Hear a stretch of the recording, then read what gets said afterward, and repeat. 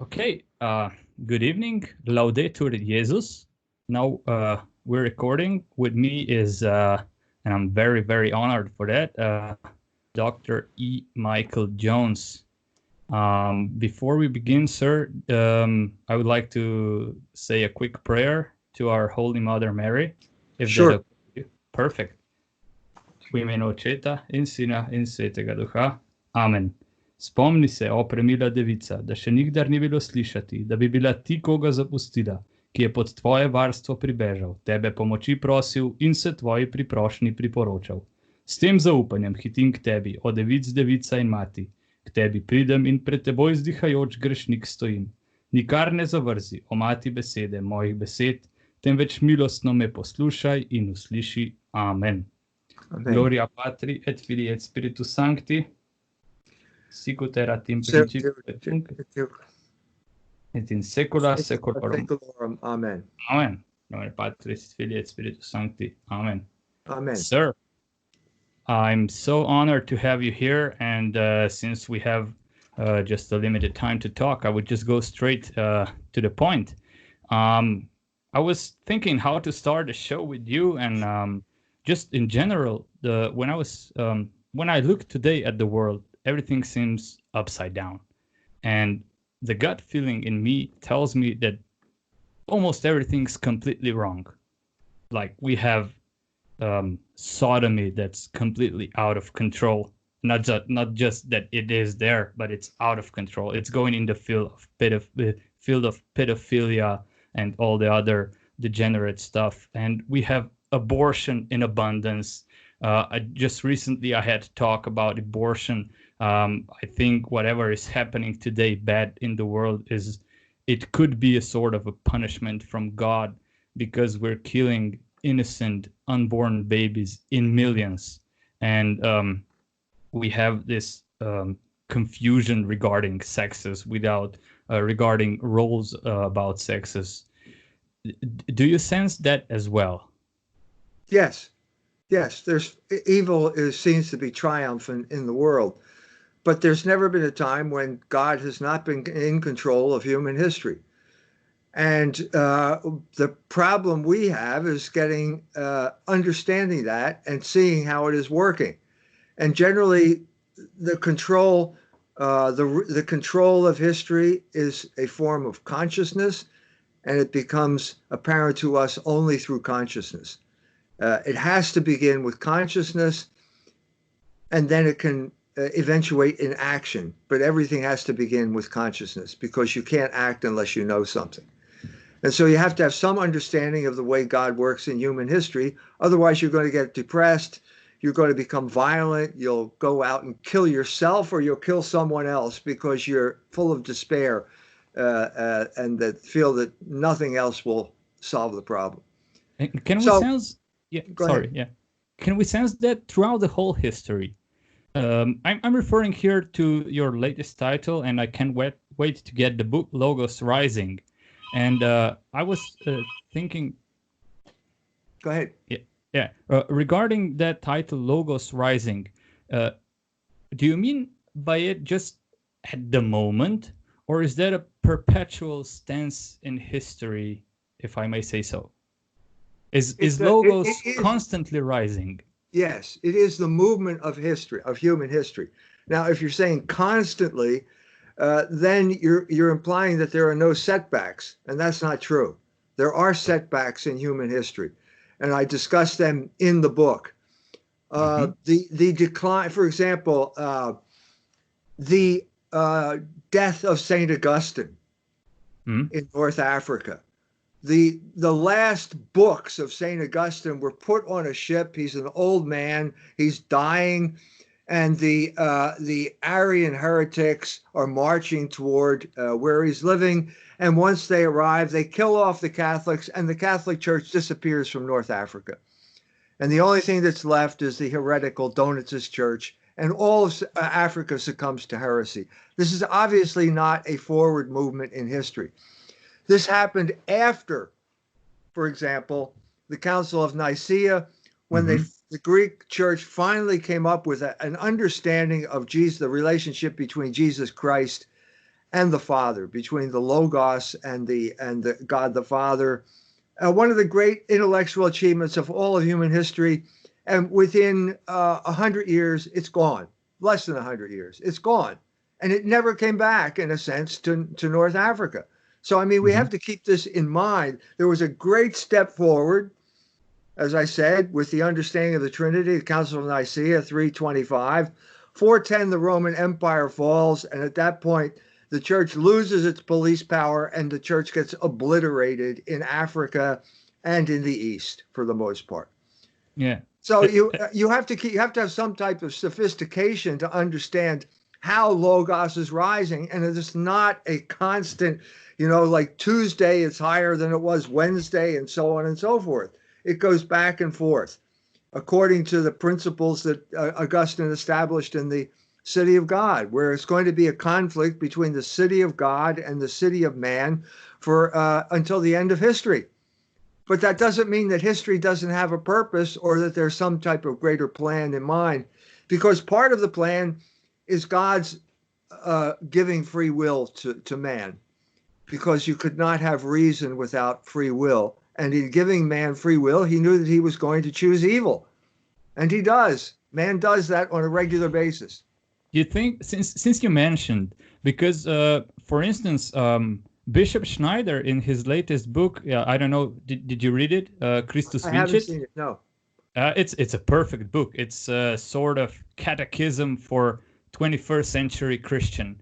And he says, that sentence really stuck in my mind, because I have a lot of libertarian friends, and they say the same thing over and over. So free will, you have it so you can choose to do good or evil. But Bishop Schneider says that free will cannot be used to choose for evil, but in free will you can only decide to do good, to choose God in free will. Right. But so, and that kind of goes with what you're writing in mostly all of your works, especially Libido Dominandi.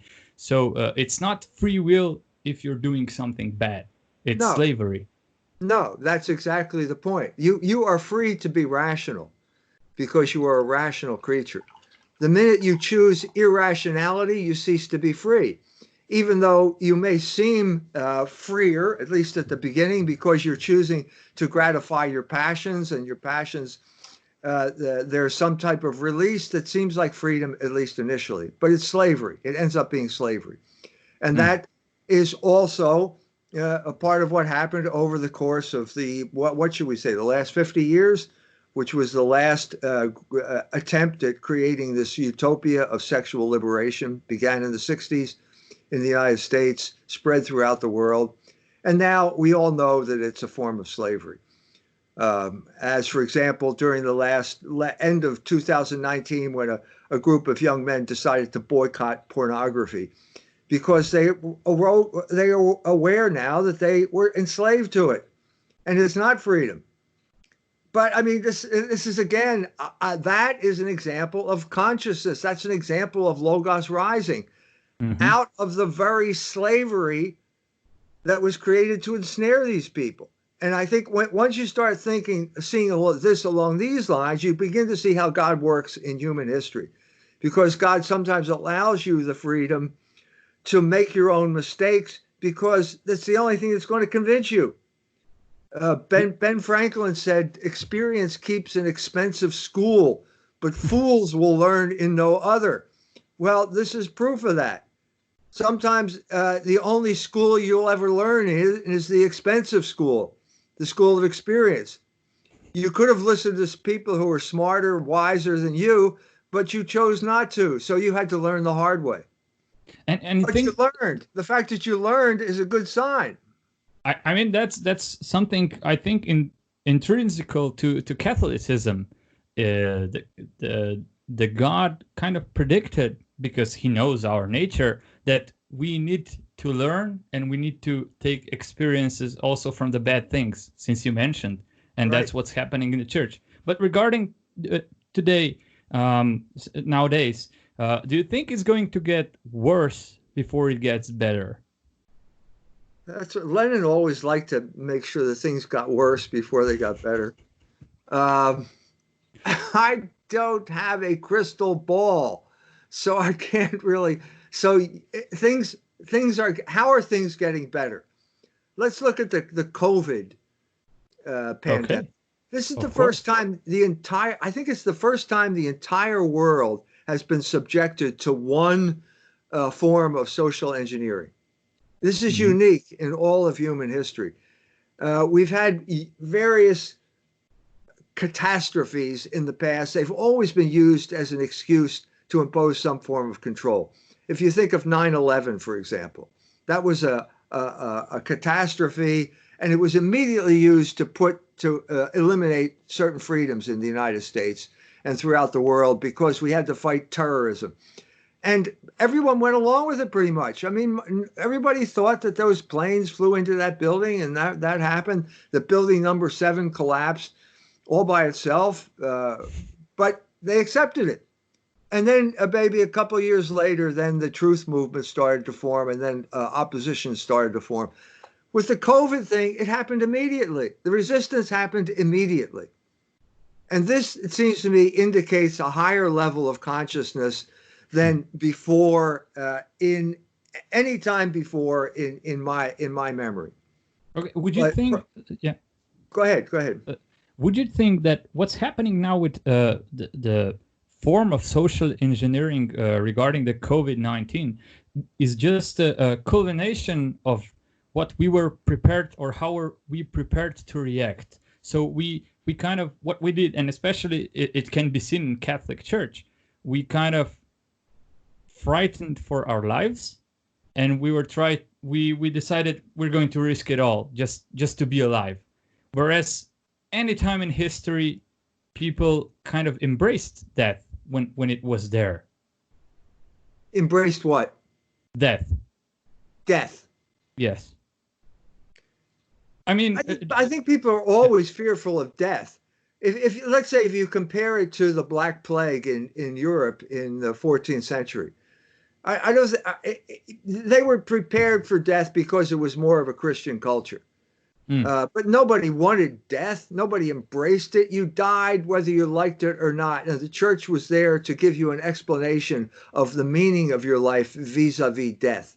Okay. especially, yeah, exactly. The difference now is that you've got basically two groups of people, at least in the United States.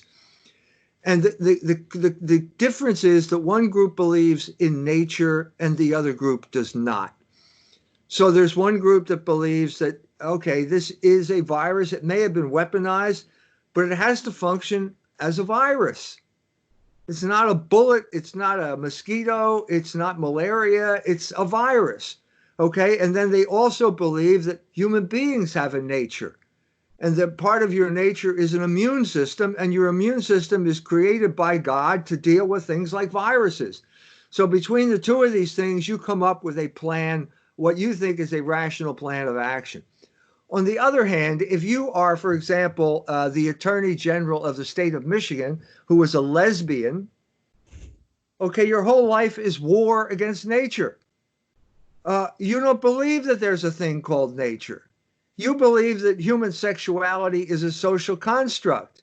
You believe that everything is a social construct. Well, that means, in some sense, you have no protection. There's no protection there. It's only your efforts that can save you. And so you have to have maximal effort to prevent this bad thing from happening. So you have to lock people down. That's the way it broke down in the United States. It Yeah, and came the down to worst.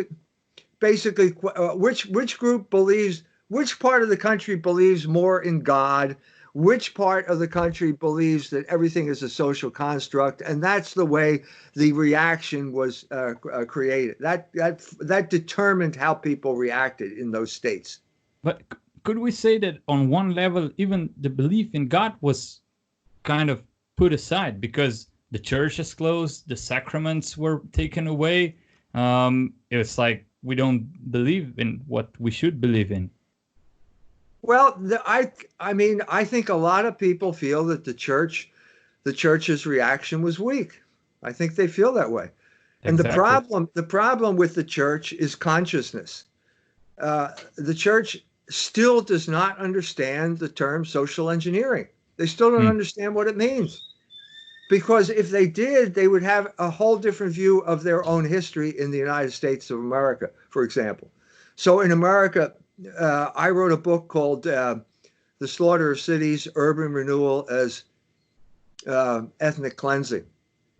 And in that book, I described how the Catholic neighborhoods were destroyed in America. It was the Hmm. government that did this. Well, the church, by and large, does not believe that. They have no explanation for what happened to them, simply on that basic level. Like, Hmm. how is it that there were so many big parishes with so many children going to Catholic school and so many vocations? And how is it that it's just changed overnight? Well, they don't have an explanation. And so as a result, they can't formulate a plan. And they still have a sense that America is a benign force in human history. They believe in, it's called Americanism. It was even a heresy that was condemned by Pope Leo the 13th. Yeah. Yeah. They don't understand that this regime was the enemy of the church. They don't understand that. And so they have difficulty coping with this latest crisis. And the classic example of the failure to cope is the Jesuits in America. They have a magazine called America, which is significant. And they had articles. One article was, "I am a scientist. We must close down our churches." That is a complete acceptance of the dominant oligarchic narrative. Complete acceptance of that, even to the point of shutting down your own worship services. James Martin, who is probably he's the main promoter of homosexuality in the Catholic Church. He gets an Oh audience yes. with Pope Francis I at the drop of a hat. Yeah. He has gone on, I believe it was Fox News, saying we should not open the churches. Well, you're seeing the same thing that I just mentioned. If your life revolves around promoting homosexuality, you are at war with nature. If you are at war with nature, then you feel very vulnerable. You need the big state to protect you. You don't feel that the church can protect you because you've abandoned all of the principles that the church is based on, including especially the moral law, which is your primary protection in life because Yeah. it tells you how to act. That's the problem with the church. The And church simply to make a long story short, has internalized the commands of its oppressors. That's the problem. yeah, and I want to talk to you about moral law, but before that, I want to ask you: do you think what we're talking about right now is the consequence of FMS Church, or do you believe the church was infiltrated, or maybe both? What was the first thing? What The, did you the say? FMS Church, so the feminine church, that the church is feminized from the bishops, priests, seminaries. I think the main problem is Americanism. I think America You after think World War II. globally? Yes, I think that America after World War II became a global power. And Mm. the Achilles heel of the Catholic Church is always reliance on princes. So even a figure as great as Saint Jerome, could not conceive of the church without the Roman Empire. When the barbarian invasions started, like the Battle of Adrianople, that type of thing, he thought it was the end of the world. Well, the church has always done this. There was a certain time when the church it could not conceive of existing without France as its protector. And then France turned on it with the French Revolution. And then we Mm. have the 20th century, and you have the rise of communism. And suddenly the Catholic Church feels, well, we'll never survive communism unless we have America protecting us. This is always a problem. It's always been a problem with the Catholic Church. There was a time when the apostles felt that if we didn't have the Mosaic law, how are we going to survive without the Mosaic law? That's the end of the world. It's chaos. Well, we're now in a position where the church has to separate itself from the American empire. because the American empire has become the main enemy, not just of the church, but of the world. I mean, it is the main source of chaos in the world right now. Yeah, and I mean no offense, but I think that the Americanism is like the paragon of everything degenerate that could. Maybe there are a few degeneracy coming from Japan, but I think they're mostly under influence of Americanism. Yeah, Japan is a conquered American colony. Yeah. So they have no independent existence of their own.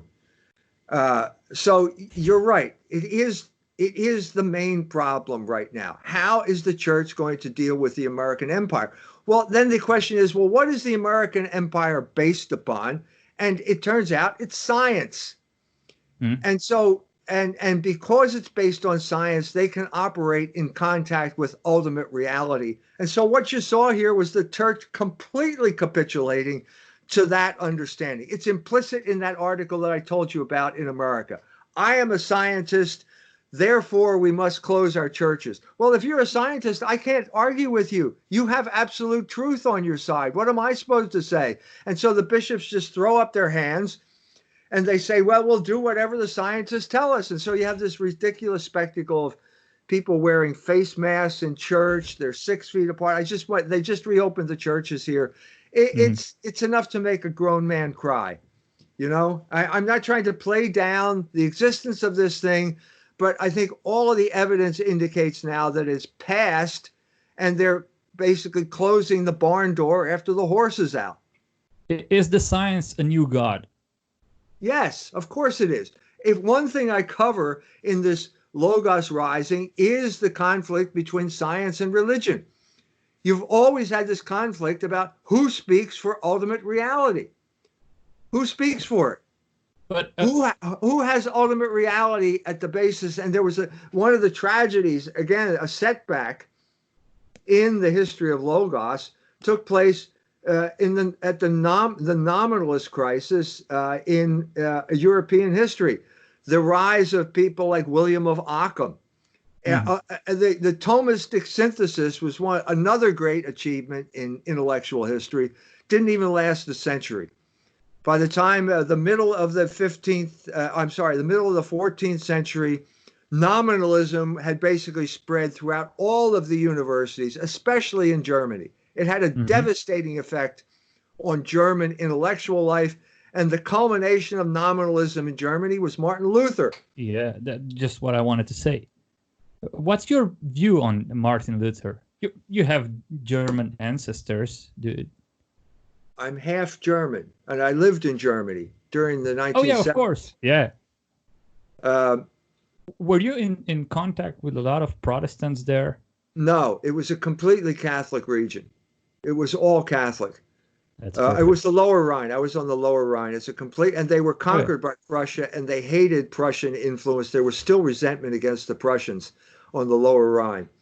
I didn't make contact with the Prussian mindset until just about 2 years ago. So it was like almost 40 years after I left Germany. Some journalist for Deutsche Welle called me up.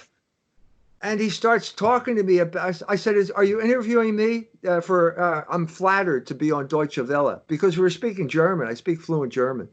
And he said, no, I'd lose my job if I interviewed you. Okay, so you're not interviewing me. And then he starts arguing with me about the Wellhausen theory of dating the Gospels. Okay.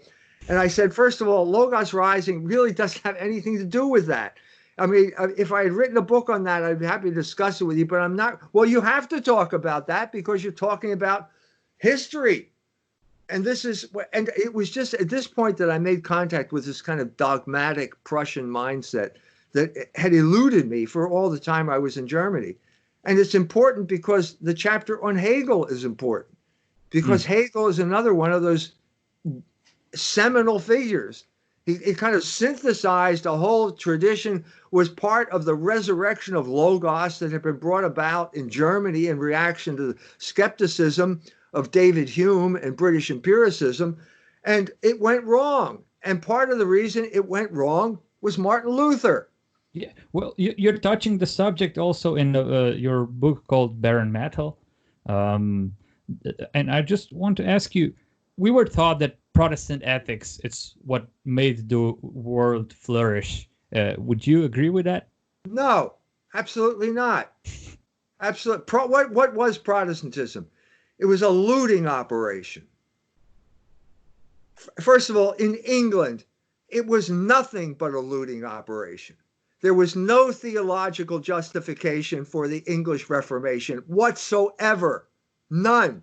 It was simply aristocrats lusting after church property and wanting to steal it and destroying centuries of intellectual development when they looted those monasteries, trampling books into the ground under horses' hooves, using them to light fires, pages out of sacred text, ripping the gold off the Bible, because you're a looter. It was terrible. And it set back intellectual development. Probably, we'll never know how much. And I think yeah. In Germany, you did have, it was a looting operation too, but you had a theological justification for the looting operation, and that was known as Lutheranism, and it involved doctrines like the enslaved will, which sprang out of Luther's personal life. Luther was a man who could not control his passions. Mm-hmm. Mm-hmm. He couldn't control his anger, he couldn't control his drinking, and he couldn't control lust either. And when he ended up running off and marrying the nun, Katharina von Bora, he justified it theologically by saying God did it to him. And that had a devastating effect on intellectual development. And Hegel is an example of it. I go into detail about how when Hegel is writing the phenomenology of the spirit, he's really talking about the Trinity. This is Hegel trying to come up with explaining the Trinity using Enlightenment terminology. Okay, that's impossible, but maybe it's a good idea. Let's see what you bring out of it. But at the same time he's doing this, he's having an affair with his chambermaid. Believe me, you are not going to understand the Trinity if you're having sex with your chambermaid. I guarantee you that. And so the result is the same thing that happened to Luther. In other words, I can't be at fault. It must be God who is at fault. He introduces necessity into the dialectic, and as soon as you do that, you wreck whatever motion the dialectic has. You wreck your understanding of it, and you pave the way for materialism and pantheism, which is exactly what followed. After Hegel is still teaching, one of his students in Berlin was Ludwig Feuerbach. Feuerbach wrote him a letter saying, I think the dialectic is great, but you don't need God. It functions all by itself. You don't need God. And the man who picked that up was Karl Marx. And then you ended up being subjected to Karl Marx for a certain period of your history. Well, we had communism for about 70 years, so it's quite an age. I wanted to ask you, would you say that, so what we're talking about now, it's very interesting, and I wanted to ask you, do you think that whatever doesn't have a substance in Catholicism is bound to be destroyed? No. Okay. And the proof of that is Greek philosophy. Greek philosophy had no basis in Catholicism. It preceded Catholicism by centuries, by 7 centuries. But yet the mind, God created the mind so that it could know. And those Greeks did the best. They were sincere people. They did the best they could, and they came up with an achievement that the church did not reject. The church accepted their achievement and incorporated what they did into Christian revelation. When John wrote the gospel in Greek, and he used the words like logos, en arche, en ho logos, kai logos, en prostheon, kai logos, en theos. That is the incorporation of the best that the human mind could produce, and not rejecting it as Luther would have, calling reason a whore, but accepting it and then taking it to a higher level. That's Catholicism. So you agree that when the word logos was used in a Catholic environment, it wasn't meant just as a word. It was much, much more. Well, it was deepened. It was the word. That word became the foundation of a whole new way of understanding the universe. But I mean, like God could have descended from heaven and created a new language and told everybody you got to learn this new language. He didn't do that, did he? He built on what was already there. And the two main pillars that were already there were Greek philosophy and Hebrew scripture. The Hebrew understanding of history combined with the metaphysical understanding of the Greeks led to a new synthesis, the most powerful synthesis in history, and that's called Christianity. And that is the cutting edge of Logos. Now, Christianity had a particular form, and the form was the Catholic Church. And so the Yeah. Catholic Church became the cutting edge of Logos in human history. But with the coming of Logos, something else happened that we can see throughout the whole history. Anti-Logos appeared as well. Right. And that's never going to change. Yeah. And Augustine is the man who said that this was going to happen. City of God, city of man. This is the conflict of human history. Okay. And it means that as long as you have people with free will, some are going to choose evil over good. So the city of God is love of God to the extinction of self, and the city of man is love of self to the extinction of God. And that's going to be throughout history. God knew that. This is not a surprise to God. There are no surprises in God's mind. It's He a knew surprise that. to us. Yeah. It's a surprise to us. And sometimes we are bitterly disappointed and we think, what is God doing? This is also, it's in the scripture, it's in the parable of Jesus Christ asleep in the boat, where the storm comes up and we are on the deck and we finally can't take it. We've gone to Christ and say, don't you care that we're all going to die? That's the way it seems in human history. It's always going to be the way. The ship, that boat is the church. It's always going to be tossed about by storms. And so we better just bring our understanding of that to our understanding of human history, so we don't have any naive idea that somehow history is going to take place without conflict. That's never going to happen. But conflict brings about a better understanding of the truth. That is the whole motion of Logos that I'm talking about in human history. But we have to strive for it. Now, just one question. Can you explain for our listeners what exactly is anti-Logos and how does it materialize in this world? The first appearance of anti-Logos took place at the time of Christ when the Jews rejected Jesus Christ.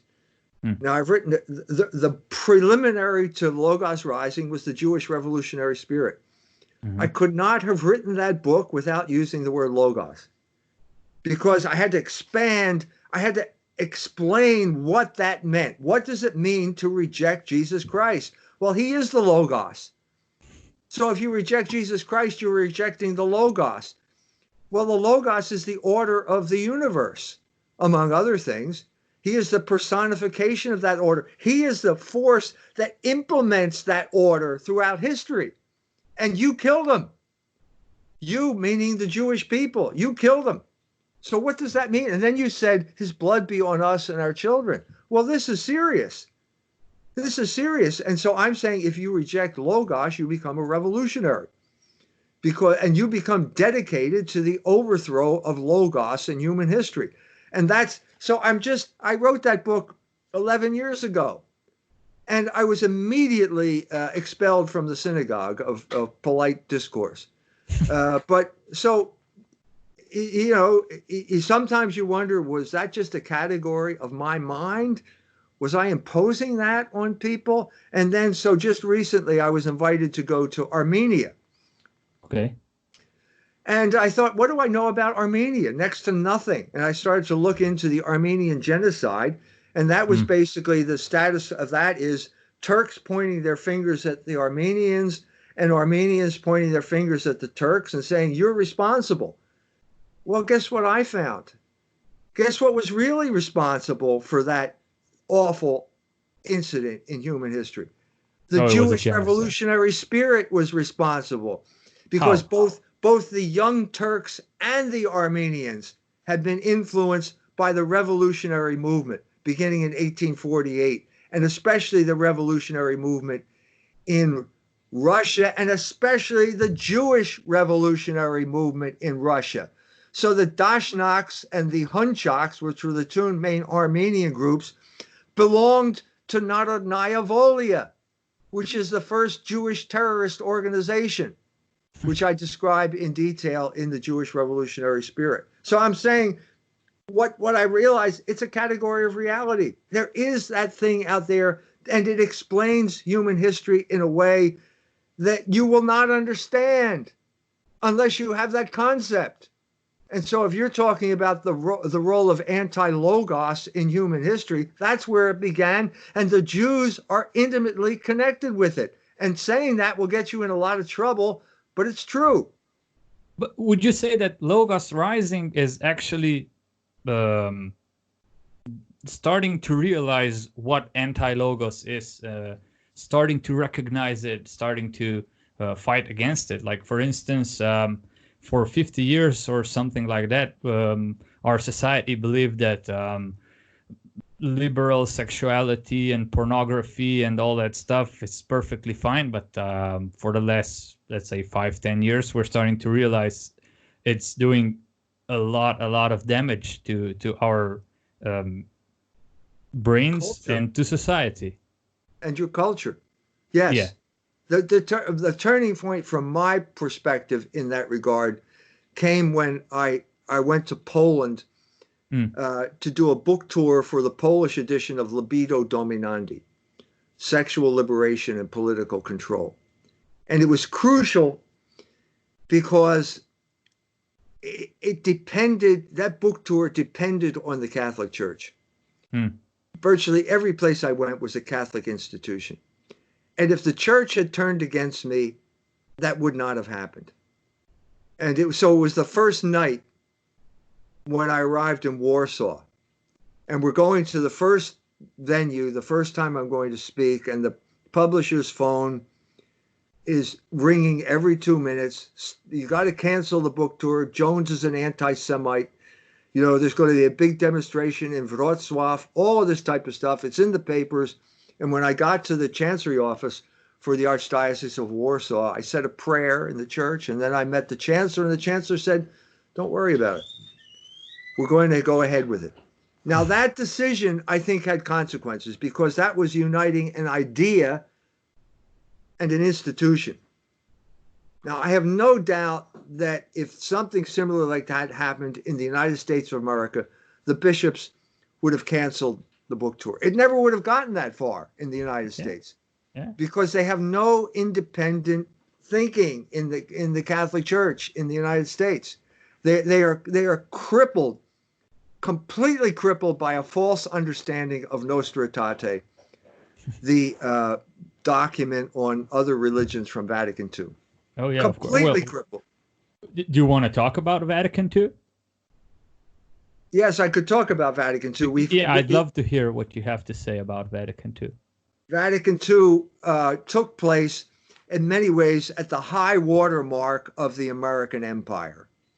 Okay, the CIA was not going to let something this important happen without trying to get involved in influencing the outcome. Sorry to interrupt. Did you contacted CIA regarding the Vatican II as you did in Medjugorje case? No, I did not. Okay. I did not.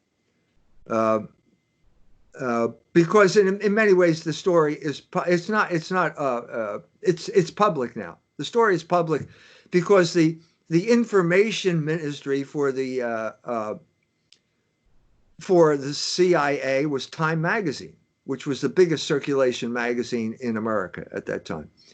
And the man who was the Vatican II correspondent for Time magazine wrote a memoir about what was going on at that time. And we were able to put these pieces together. David Wemhoff wrote a book called Time, Life, the CIA, and I believe the American Proposition.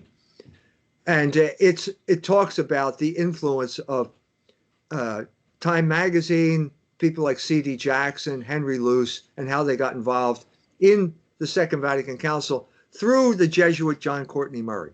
John Courtney Murray was their agent. So the CIA is trying to influence the outcome of Dignitatis Humanae, which was on church-state relations. The Jews were involved as well. B'nai B'rith and the American Jewish Committee had basically arranged to have their agent. Their agent was a Jesuit by the name of Malachi Martin. He was the assistant to Cardinal Bea, and he had become a double agent for the Jews. They were paying him through lucrative book deals. He became involved with Bob Kaiser. He ran off with Bob Kaiser's wife. There's a whole sordid story there, but between all of these intrigues, the story began to emerge of these powerful groups trying to subvert the Second Vatican Council. Now, if you're talking about the documents, they did not succeed.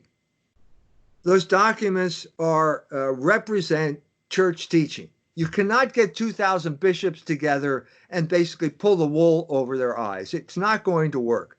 But what the CIA and the Jews did afterwards was control the interpretation of Vatican II, even through, for example, the translations.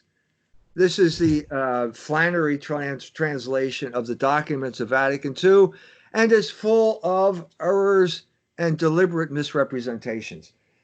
John Courtney Murray did the same thing with the Abbott translation, basically putting footnotes in that basically contradicted the meaning of the text. Well, so that's Go ahead. A lot of changed after Vatican II. It's not just, as you said, in what people perceived as the documents talk about, which they weren't really talking about the documents. No, I mean, so the interpretation of Nostra Aetate is that the church, that the Jews did not kill Christ. No, it didn't say that. What it said, even according to the Flannery translation, is not all Jews at the time of Christ were responsible for his death. Well, whoever said all Jews were responsible? Did the Blessed Mother cry, "Crucify him" at the foot of the cross? No, she didn't do that. No. So it's obvious a restatement. It's obviously a restatement of traditional teaching.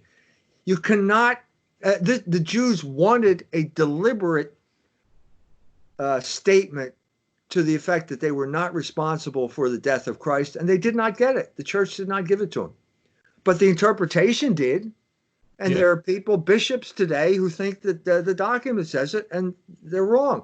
The main problem was this experiment called Catholic Jewish dialogue that was supposed to be based on Nostra Aetate. It had a devastating effect on the church.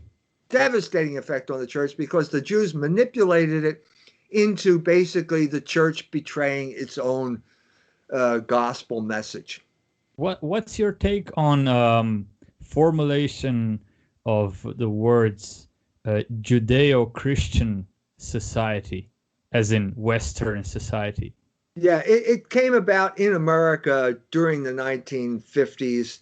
It was a time when the Jews were not particularly powerful, and they wanted to associate themselves with powerful groups, claiming that we had a common heritage. Judeo-Christian is an oxymoron. If by Jew you mean what happened after the crucifixion, and that's generally what the word Jew applies to. So if you read the Gospel of St. John, he uses the word Jew 71 times in his Gospel. 70 times it's pejorative. The meaning of the Jew is a rejecter of Jesus Christ. That's what it means. Now, if you're talking about I've already mentioned that there was a Hebrew component to Christianity and there is a Greek component to Christianity. I still maintain that. But to say Judeo-Christian as if there's no difference between Jews and Christians is preposterous. Preposterous. And maybe if we touch the subject on Medjugorje, I find your take on Medjugorje very, very interesting. Yes, tell me about what was the reaction in Slovenia to Medjugorje? Was it considered a Croatian fantasy Oh or was no, it? well no, because you when I was listening to your talk with on Patrick Coffin show about Yes. Medjugorje, Yeah. in my circle we're a rather small circle of traditionalists, and it was very interesting. We really enjoyed listening to that. But in Slovenia, Medjugorje is a big thing. There's like if there's a priest and wants to impress you, he says that he took 5 buses of children to Right. Medjugorje and they had a great time. And I'm just like, well, that doesn't impress me. So that No. was a stupid thing to do. So, Well, the so same yeah, thing was true pretty much in America as well. So if you showed any indication that you took your Catholicism seriously, yeah. some pious lady would come up to you and ask you if you would like to go to Medjugorje, because this was obviously the culmination of everything Catholic in this world. Yes. And lots of people went from America. And at this point, this was around beginning in the mid 80s. Suddenly, the country was flooded with these photographic little books with beautiful pictures of the seers and the countryside, and nobody knew where they came from. That's why I wrote to the CIA, because I felt somebody must be behind this thing. Uh, and then at that point, everybody, I had started Fidelity magazine in 1981. So we're about 5 years in. I've got a certain following, and they're all writing to me saying, "Is this true or not?" And I could not tell. You could not tell because it was all propaganda. It was all Mm. propaganda. And you had to do the research, and the research involved going there. So I had to go there. And so in 88, I met with Bishop Zonich, Hmm. who was the bishop who was there when the so called apparitions began. And I had a long, frank conversation with him. And he said in no uncertain terms that it was a hoax. And then you go into the details, and it turns out it's true. Well, that's not the message that my readers wanted to hear. So you That was switched to not the something. message, because you remember, we're at the high point of the anti-communist crusade. This is the begin. We can see the goal line here. We're getting close. The end is close. At the same time, we're seeing Medjugorje propaganda. We're also seeing pictures from Gdansk, the shipyard in Gdansk, with these inspiring pictures of the workers there going to confession out in the open. Pope John Paul II is in charge. It's everybody. We're all cheering for the end of communism. And it turns out that it looks as if Medjugorje is involved in that. Well, it wasn't, or at least not in the way we thought. I mean, there was an element of anti communism, but there was also an element of the Ustasha. This was in many ways the rebirth of the Ustasha. Father Zovko would put the gearb on the altar, which broke the law at that point, but he was showing his true colors. And so it was a combination of Ustasha politics and sexual deviance.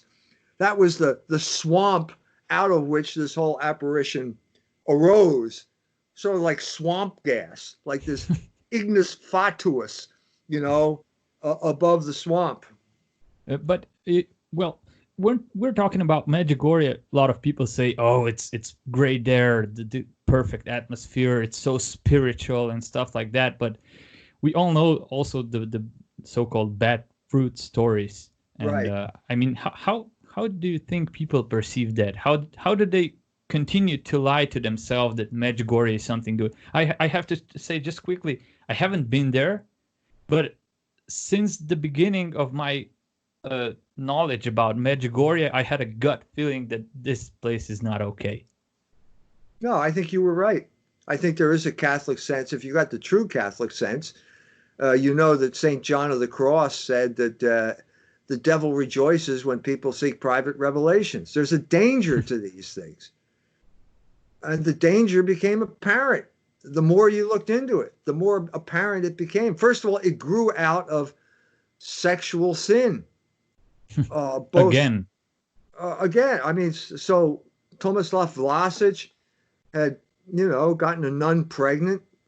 He had an illegitimate child. The child was living in Munich, in Bavaria. The nun was there. I talked to her on the phone, or tried to talk to her, talked to the son on the phone. I mean, this was investigative journalism because no one was willing to take this on.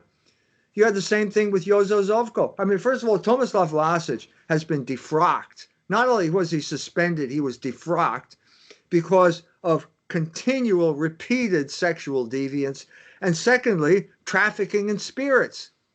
And this is in the official dossier of the Diocese of Mostar. So this is serious. This is serious. If you go to Benedict XIV and his criteria, for example, for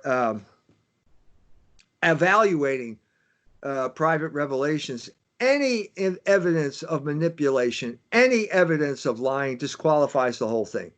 And so what you have now is this preposterous Ruini Commission report, which says that the first 7 apparitions were true and the other 70,000 are false. Well, that's preposterous.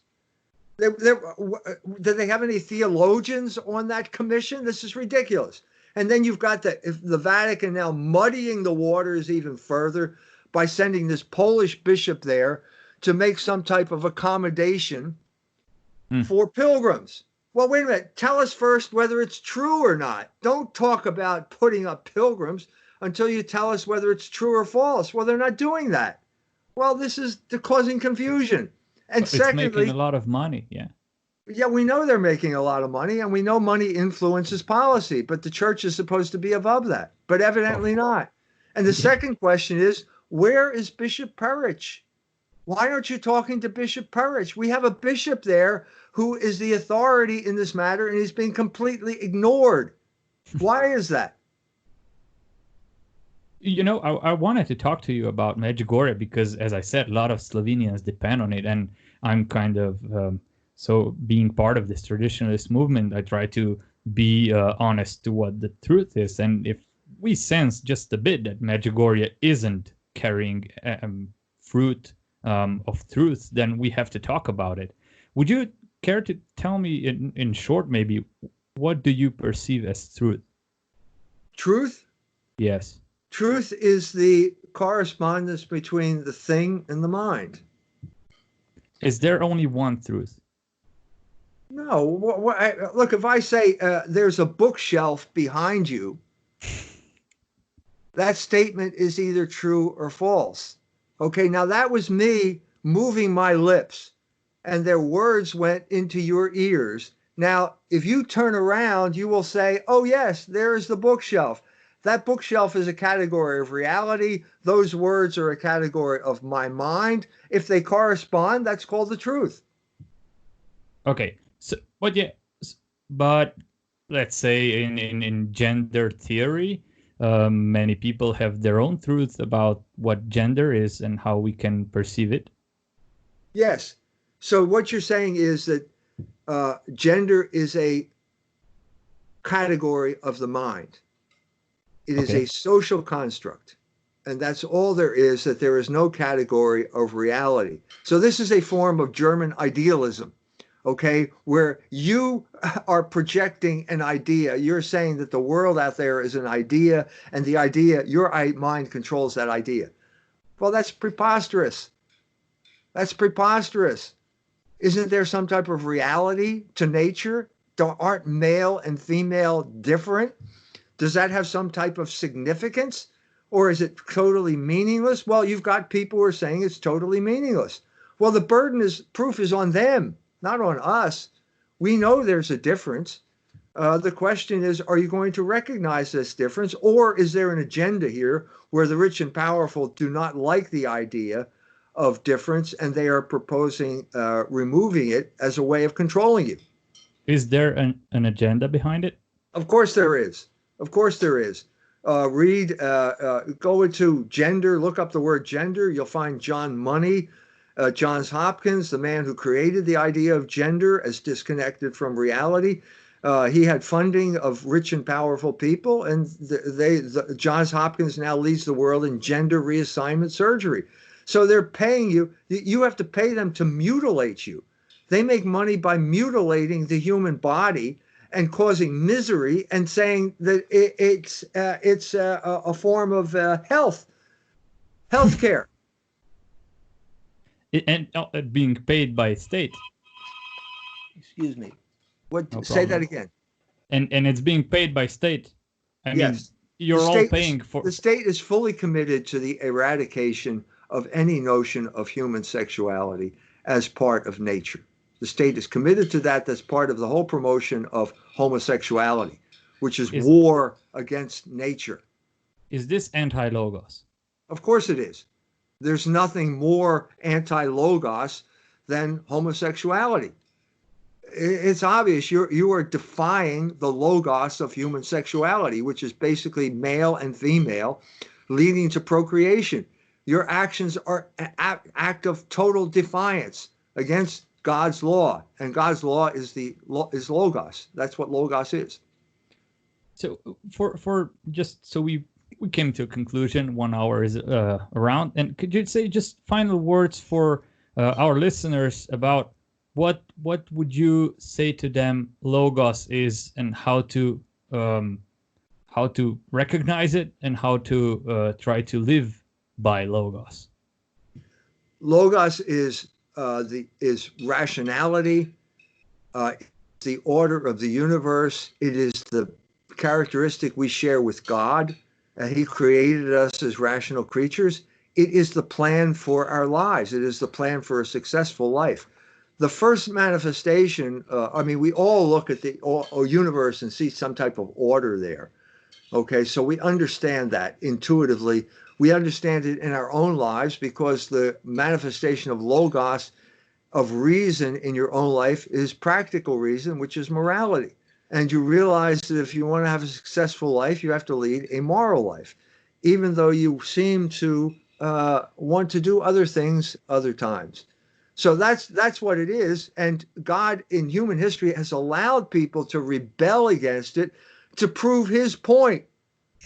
That is the whole point here. This is precisely what happened with sexuality, with pornography. There was a whole cohort of people in their 20s, 30s, they grew up with pornography. It was part of their lives, and they realized it made them miserable. And so all God did was allow these people to prove his point. And now they're turning to it. They're turning to logos. They're turning to books like Libido Dominandi and Logos Rising, because they understand this is the true situation and this is the path to happiness. That's why they're turning away. One last thing. You're coming to Zagreb, if I'm correct? Inshallah, as our Muslim brothers say. If God wills. If God wills it. And so far, the COVID virus has ended that debate. There was supposed to be a debate in Zagreb. Frodi, the man who organized it, said it's been postponed, that it will happen again. So I hope it does, because I'm looking forward to coming back there. I was looking for it. I wanted to come to Zagreb. Perfect. And I hope to meet you there, sir, to get a signed copy of your book. And it was a really pleasure talking to you. Do you maybe have some final words for our listeners? Thank you. I hope to see you there, and thank you for having me. It was a great discussion, and greetings to all my friends in Slovenia. Maybe we'll see each other in Zagreb. Thank you very much. We'll definitely come there in 5 buses, and we'd rather go there than to Medjugorje. Okay. Thank you. Have a nice day, and God bless, sir. Thank you. Thank you.